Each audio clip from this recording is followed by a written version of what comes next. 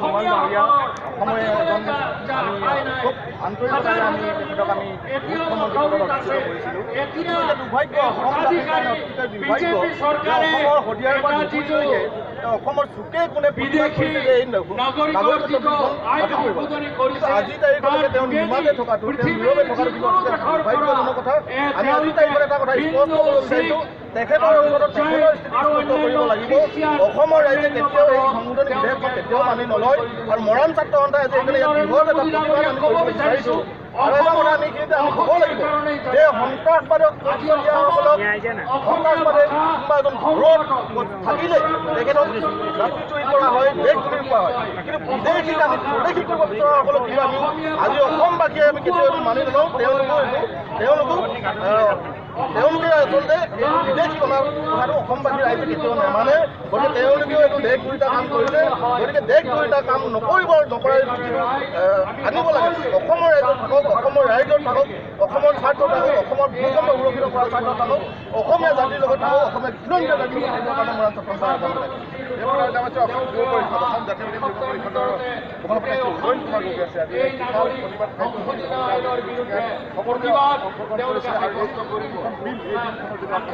জনাইছে।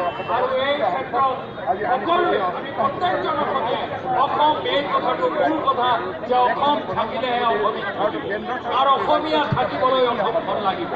এই কাৰণে এই আন্দোলন কোনো ভাষা-ভাষীৰ বিৰুদ্ধে নহয়, এই আন্দোলন কোনো ধৰ্মৰ বিৰুদ্ধে নহয়, এই আন্দোলন হৈছে এই আন্দোলন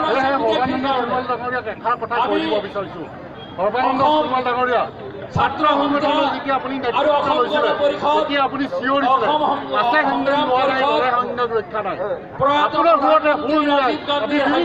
জনগোষ্ঠীয় আৰু অসমৰ জনগণে কৈ দিব বিচাৰিছো আৰু চিঞৰ দিব বিচাৰিছো যে আছে সংবিধান হোৱা নাই ললে হয়তো সৰ্বানন্দ সোণোৱাল ডাঙৰীয়া আপোনাৰ সংবিধানখন নামৰে খাব পাৰে, কিন্তু অসমৰ জনগণৰ সংবিধানখন আমি ভাল কৰি থৈছো যাতে আপুনি অবৈধ বাংলাদেশী যদি অসমক দিয়ে তেন্তে সেই সংবিধানে আমি সেই অবৈধ বাংলাদেশীবোৰক ব্ৰহ্মপুত্ৰৰ পাৰে পাৰে খেদি বাংলাদেশলৈ খেদি পঠিয়াব পাৰিম যাতে। সেইকাৰণে আপোনালোকক সংযম হ'ব। যদি সংযম নহয় তেন্তে অন্যথা আমি বিভিন্ন জাতীয় জনগোষ্ঠীয় সংগঠনসমূহ এলানি কাৰ্যসূচী গ্ৰহণ কৰিবলৈ বাধ্য হ'ম বুলি সকীয়াই দিছোঁ। আমি সকলোৱে প্ৰতিজ্ঞাবদ্ধ হ'ব লাগিব যে আমি এজনো কোনো বিদেশীকে ইয়াত থাকিবলৈ দিব নোৱাৰো। তাত কোনো ধৰ্মৰ বিচাৰ নাই, কোনো জাতিৰ বিচাৰ নাই, কোনো ভাষাৰ বিচাৰ নাই।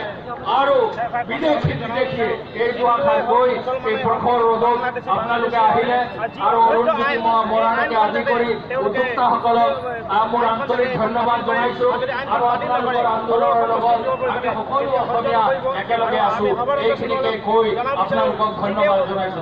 আচল নেতৃত্বত থাকোঁতে যে জাতি ভাতি মাটি বুলি তেওঁ যিটো তেওঁ হেৰি দিছিলে, তেওঁ আমি ধন্যবাদ জ্ঞাপন কৰিছোঁ পৱন সিং ঘাটৰ ডাঙৰীয়ালৈ। ইয়াৰ পাছতে বক্তব্য আগবঢ়াবৰ কাৰণে মই অনুৰোধ জনাইছোঁ ৰাজীৱ লোচন বৰা, আমাৰ এগৰাকী সংগ্ৰামী সতীৰ্থ ৰাজীৱ লোচন বৰা ডাঙৰীয়াক মই বক্তব্য ৰাখিবৰ কাৰণে অনুৰোধ জনাইছোঁ। ৰাইজ, মই কোনো বক্তব্য নিদিওঁ, এইটো কোনো বক্তব্য নহয়, মাত্ৰ দুটামান প্ৰশ্ন, দুটামান কথা। ইয়াতে আজি আমি সমবেত হৈছোঁ, আমি কিন্তু কোনো দল সংগঠন কিবা কিবি নামত ইয়াত সংগঠন হোৱা নাই।